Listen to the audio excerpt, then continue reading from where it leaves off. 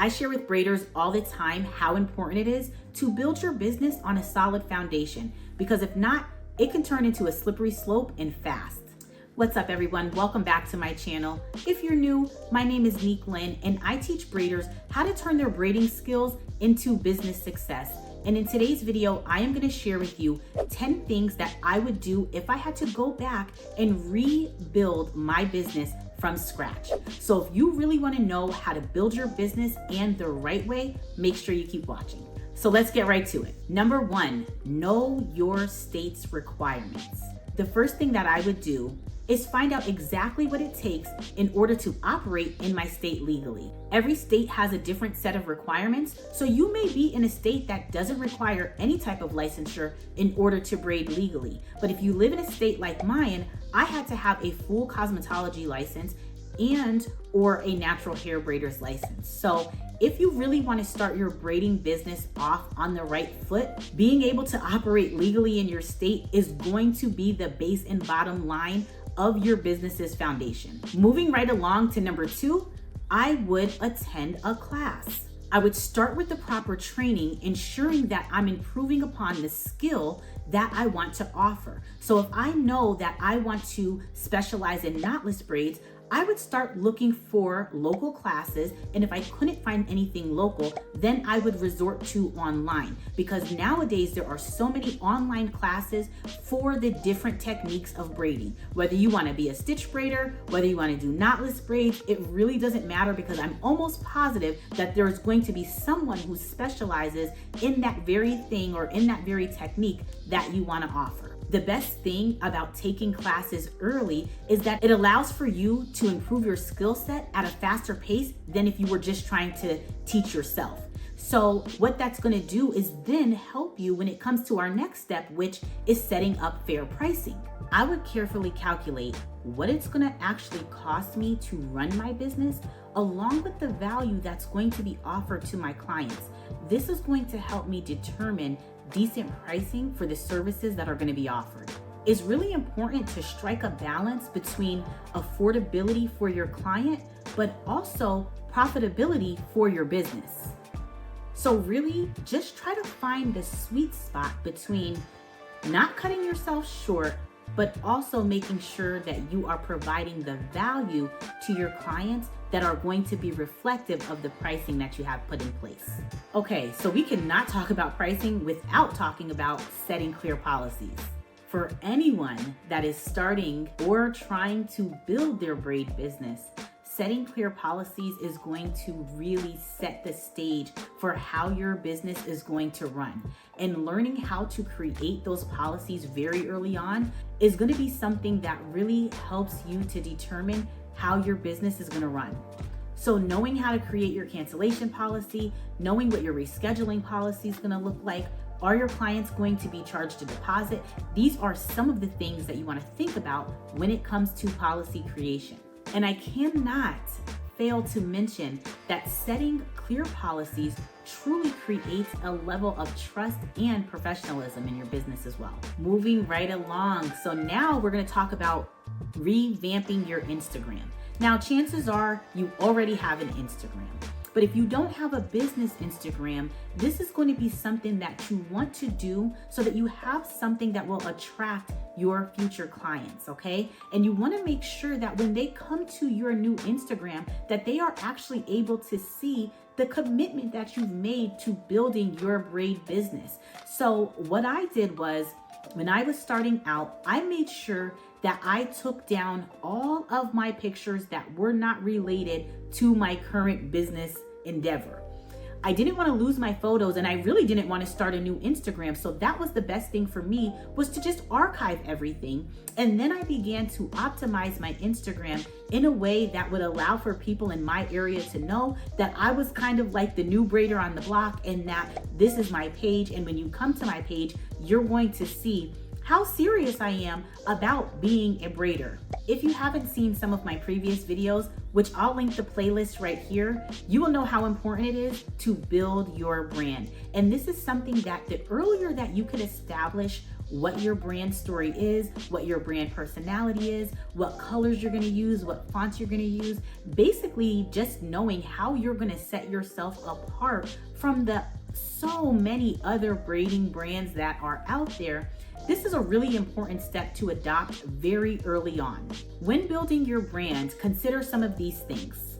What is your unique identity? What do you want your logo to embody? Is your logo going to be something that can really stand the test of time as you build your business? What is your brand voice? And what is the story that you want to be conveyed when people see your brand as a whole? Building your brand is one of the most exciting and crucial parts of building your business. So make sure you take the time to dig deep so that you could create a brand that is really going to attract your target market. All right, we're already at number 7, and this is one of the things that I cannot stress to you enough, and I really wish that it was something that I would have done much sooner in my business, and that is investing in yourself. If I had to restart and rebuild my business, I would invest in anything that would help to make my business even stronger.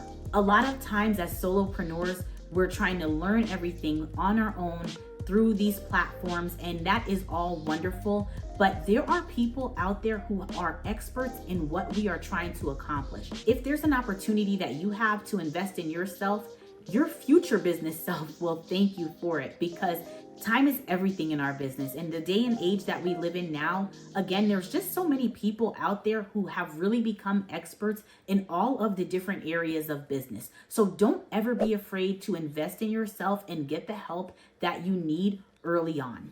And this is one of the reasons why I offer strategy calls, because that was something that I struggled with very early on in my business. I didn't know how to create a strategy for myself. I didn't know how to come up with an Instagram strategy.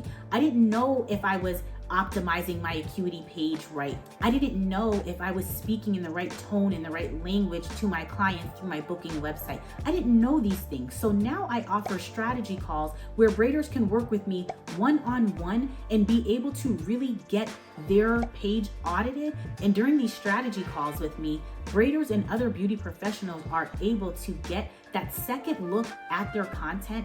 And being that I have learned so much over the past 6 years, I'm able to look at their Instagram and say, hey, you know what? We need to optimize your profile bio this way. Or I could look at their Acuity scheduling and say, hey, you know what? You may want to offer XYZ. So if you know strategy is something that you need, don't wait years to get the help from someone who has already been where you're at and they figured out how to get out of that space and get on to the next levels of their business.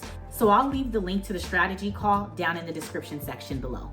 The next thing that I would do if I was restarting my business from scratch is I would learn how to stay consistent on social media. You would be surprised how many people are actually looking for you to be consistent. And even though they may not be liking and they may not be engaging with your content, trust and believe that they see it. So the more consistent you are with posting your work, the more trustworthy that you become when it comes to someone choosing you as their hair braider. And I know that when I mention things like being consistent on social media, especially at the beginning of your journey, it may prompt the question, Neek, how can I be consistent on social media if I'm still building my clientele? What if I don't have enough clientele to be consistent on social media? One of the things that I often share on Instagram is that you can be consistent even if you have a small clientele. I actually believe that the smaller your clientele, the more time that you have to create content. Because sometimes when you start to grow your clientele, the more clients you have, the less time that you actually have to get content. So if you're in that phase where you are still growing your clientele, take full advantage of the time that you have to actually get the content. We're living in a social media world right now where short form content is king. So you don't even have to get these long pieces of content. You can get a couple minutes from each part of the process of the style that you're offering at the time. And before you know it, you could get 6 different clips from that same client and have a week's worth of content from just one client. You do that 4 times and you now have a month's worth of content with just 4 people. Okay, let's talk collaboration. One of the things I wish that I would have done earlier in my business. Looking back over these 6 years of being a braider, I really wish that I would have connected with other braiders a lot sooner. Sometimes as braiders, we kind of put ourselves on our own individual island, not realizing that there is so much power in connecting with other braiders and networking with other braiders. And not only does it kind of build you up as a braider, but if these are things that you're able to document and show even on your social media, it really again affirms how serious you are about building your brand and how serious you are about building connections and how serious you are about investing into yourself. Getting to know the other beauty professionals in your area allows for them to refer you. Maybe they're at a place where they're overflowing with clients and they can't even bring anyone else onto their books.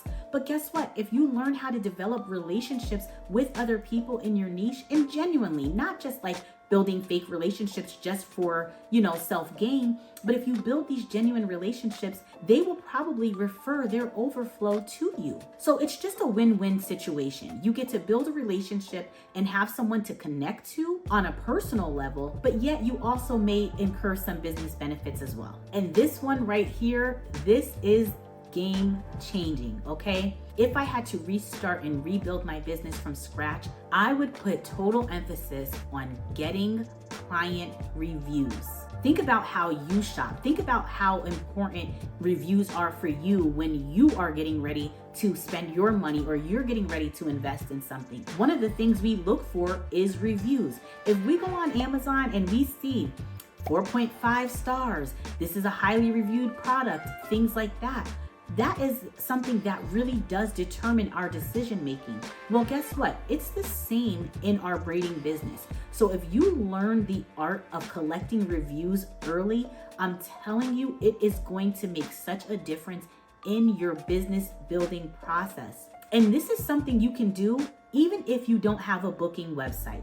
So when you meet with your client, you could ask them, hey, can you DM me a review once our service is finished? Or if you know that you have a client and they really, really love their hair, you could say, hey, can you email me a review? And then you could repurpose that review by using software like Canva. And then you can take that and share it to your social media. So this is another way of creating that brand vibe and creating additional pieces of content on your social media, especially if you're still trying to build your clientele. And honestly, it just wouldn't be me if I didn't throw in a bonus tip. So here is your bonus, and you just have to know your why.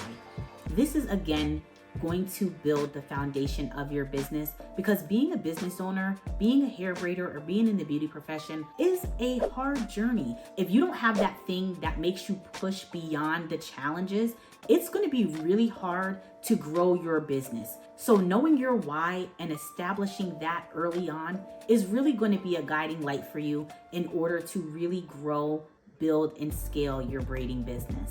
So here's the bottom line. Success doesn't come overnight. It really is a journey, but I'm really hoping that with the tips that were shared in this video, that you will be able to really jumpstart and kickstart your business and build that foundation that's going to carry you throughout the rest of your business building journey. And if you found this video helpful, please make sure to subscribe and let me know in the comments which one of these things resonated with you the most. So now that you know what it takes to really build your braiding business on a solid foundation, I highly suggest that you check out this video here, because I go into extreme detail on how you can make $100,000 in your first year of braiding. So thank you so much for watching. As always, God bless, and I'll catch you in the next one.